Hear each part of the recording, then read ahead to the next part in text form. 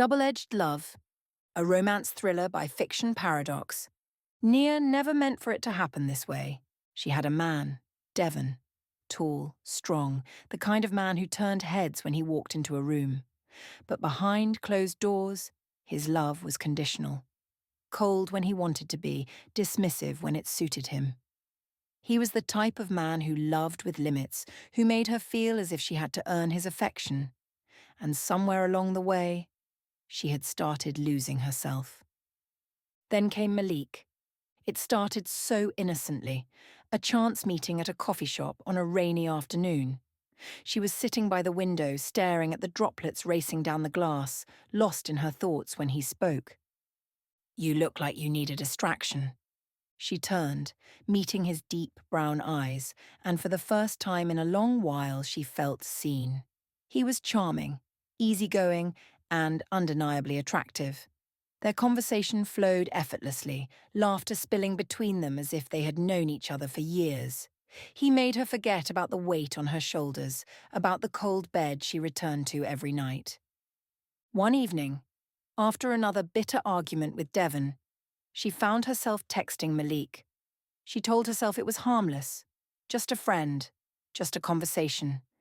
But the moment she saw him waiting for her, the moment his arms wrapped around her in a warm, reassuring embrace, she knew it was more.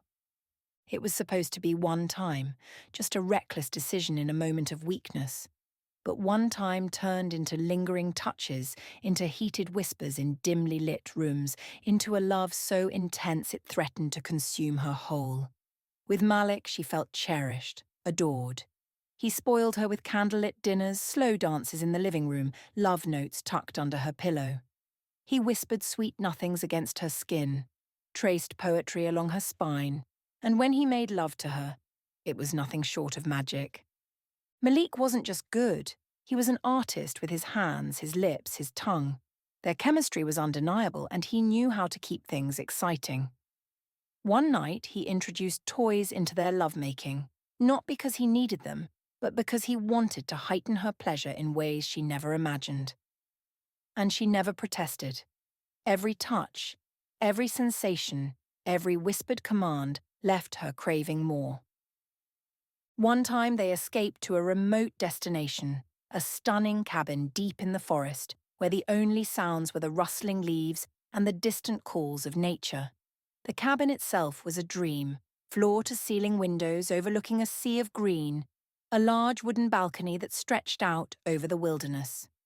It was there that Malik took their passion to an unthinkable level.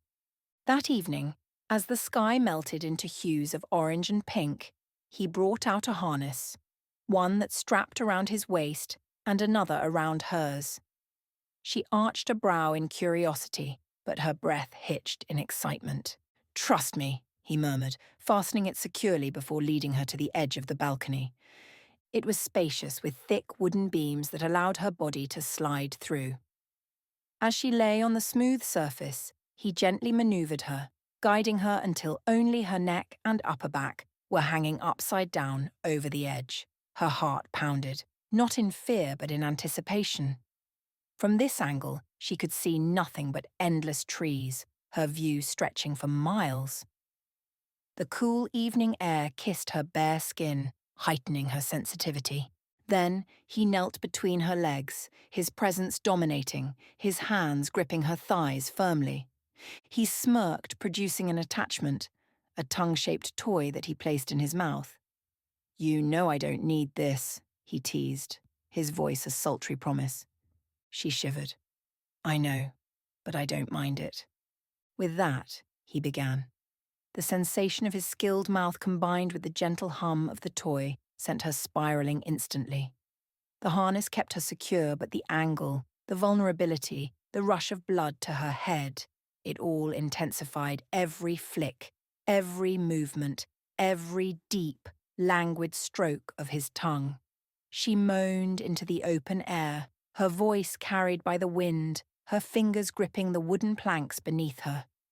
With the vastness of nature before her, the sky darkening into a sea of stars, she felt completely unraveled, as if she were floating between two worlds, one of ecstasy and one of breathtaking tranquility.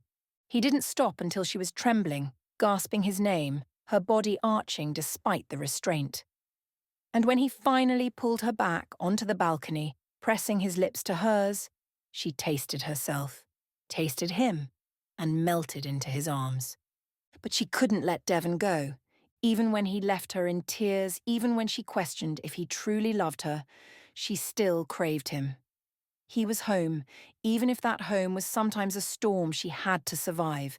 The toxicity, the pain, it was familiar. And sometimes familiarity felt safer than the unknown.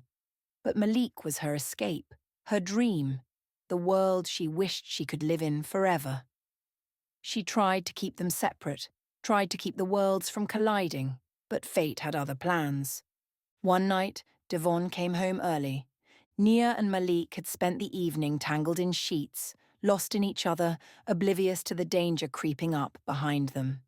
The apartment was filled with the scent of wine and passion, the air thick with unspoken promises and unrestrained desire. Malik held her close, murmuring how much he wanted her, how he would give her the world if she asked for it.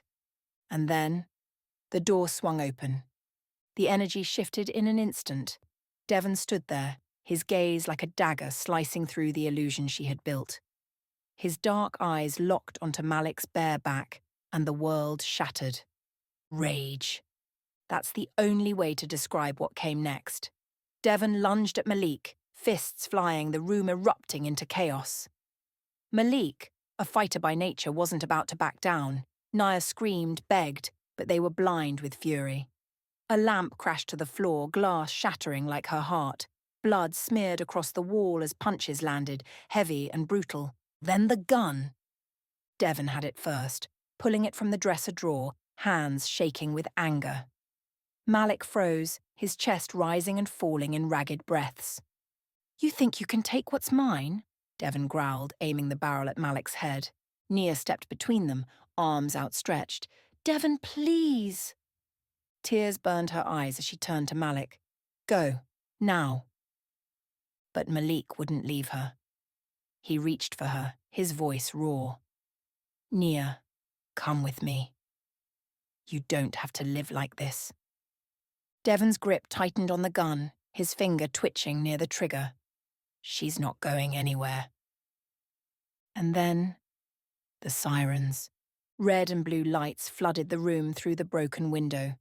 A neighbour must have heard the fight and called the police.